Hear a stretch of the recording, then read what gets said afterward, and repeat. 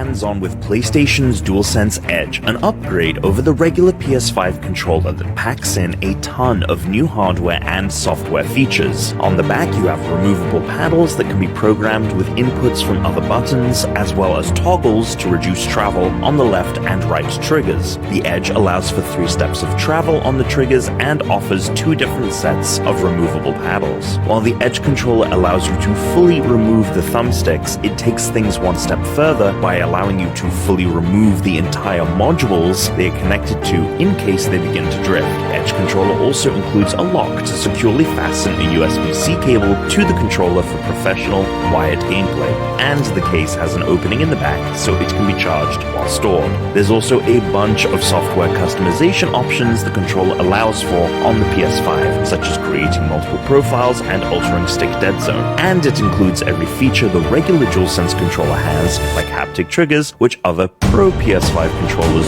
do not have. In our full preview, which can be found on GameSpot.com, Jake Decker wrote, quote, "Overall, the DualSense Edge feels like a nice option for PlayStation owners that might be looking at Xbox's offerings with Pro Controller Envy. For $200, you'll get a controller that has a familiar form factor, improved ergonomics, some new feature options, and a good level of customizability." Ideas for someone who owns a PlayStation 5. Number 1, grab yourself an additional DualSense controller, as there's a nice selection of colors now available, including this awesome camo one. Number 2, get a set of replacement side plates to go with your new controller, as they do matching sets, and you can even mix up the colors to get a unique style. Number 3, charge your controllers on a DualSense charging station. It works standalone, so you don't have to leave your console on, and gives you a place to keep the controllers nice and tidy. Number 4, with the size of games these days, you know the onboard storage is going to fill up fast. If you didn't want to keep deleting games and re-downloading them, definitely worth expanding the internal storage by getting a M.2 SSD, where you can install and play both PS4 and PS5 games directly from it, or just connect an external drive. But be aware, you can only play PS4 games, but PS5 games will have to be moved to the internal storage for you to play them. Number 5, how about getting these ultra cool accessories from Geek Made Design? They do these wooden PlayStation symbols and even a really nice wooden just got a brand new PS5 for Christmas. Now you're probably thinking,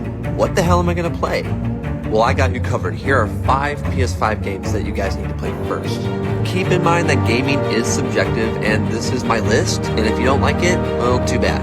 First, we have the game that comes pre-installed with your PS5, and that would be Astro's Playroom. Not only is this a fun look back at PlayStation's history, it's also really surprisingly a fun platformer.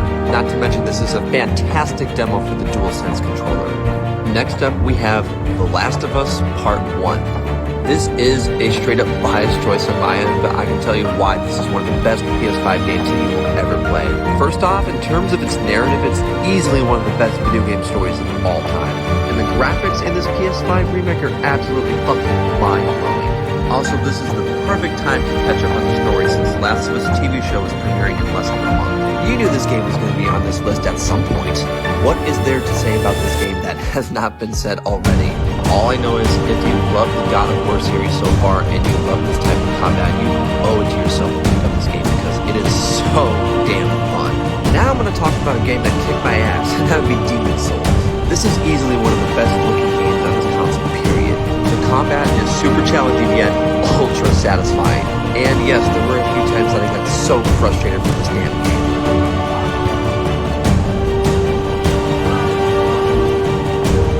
Finally, we had the more surprising PS5 game on this list, and that's Ratchet & Clank Rift Apart.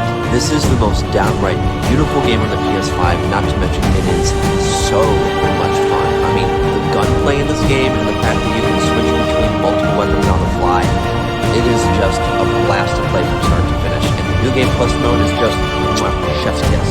There are a lot more than I missed, but go ahead and let me know what you guys picked up this holiday.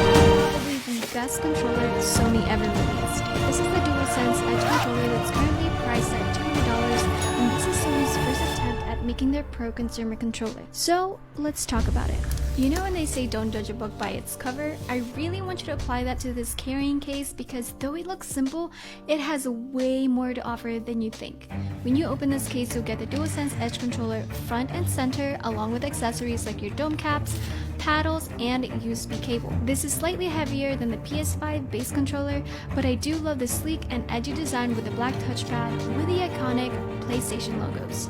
It also comes with this interesting mechanism to place on top of your controller so it doesn't get pulled like when you have a dog who constantly walk across the cables. In addition, you can even charge the controller while it's in the carrying case. I think that's a pretty awesome feature. Taking a look at the back of the controller, you have access to your analog trigger and change distance travel with 3 presets. Then you've got your interchangeable back buttons. It comes with the lever back buttons and half dome buttons, which is perfect for a more intentional use because if you're like me, I constantly panic click with the lever buttons. These back buttons are also magnetic yet secure, so it makes the changing process that much easier. Not to mention, the feedback is pretty great. What's also great about this controller is that you get access to the software in your PS5 where you can further customize your buttons, keybinds, trigger dead zones, and sensitivity to your analog sticks. I've heard other reviews saying that the battery life isn't as great, but I personally haven't tested that out myself. The biggest selling point for me is the replaceable stick modules, so if you're experiencing a drift, you can simply pop it off and send it off to get fixed. That way you don't have to send your entire controller just to get that drift fixed. For $200, I think that's a pretty great price point, especially with everything it has to offer. PlayStation 5 owner needs to do this. If you own a PlayStation 5, this is how to make sure you're getting the best resolution and refresh rate out of your PlayStation 5. Go to screen and video and settings and make sure you have the correct resolution selected for your monitor, and make sure you're using the right HDMI cable to connect to your monitor or your TV. If you're doing that, the 120Hz output should be all turned on and not disabled. And now you're getting the best display. This is my first time seeing the PS5 in person, and it looks amazing. I went to my friend's house and was surprised he already had it, so I got to have a closer look. The controller actually looks and feels much better in person than it did in the renders. I love the way it feels in the hand. Feels much like a PS4 controller, even though it looks kinda different. It's also got that texture which I thought would be much more visible. You really couldn't see the detail with your eyes, but it really helped when you grip the controller. And onto the main console, it was a lot bigger and taller than I expected. It's true that it is really big. Got the same texture on the inside, and I got to take this macro photo with my camera, and you can see all the PlayStation symbols in the detail. And for size comparison, this is it next to my phone. And this actually got me thinking if I want to pick up a PS5. But let me know in the comments if you're planning to get a PS5.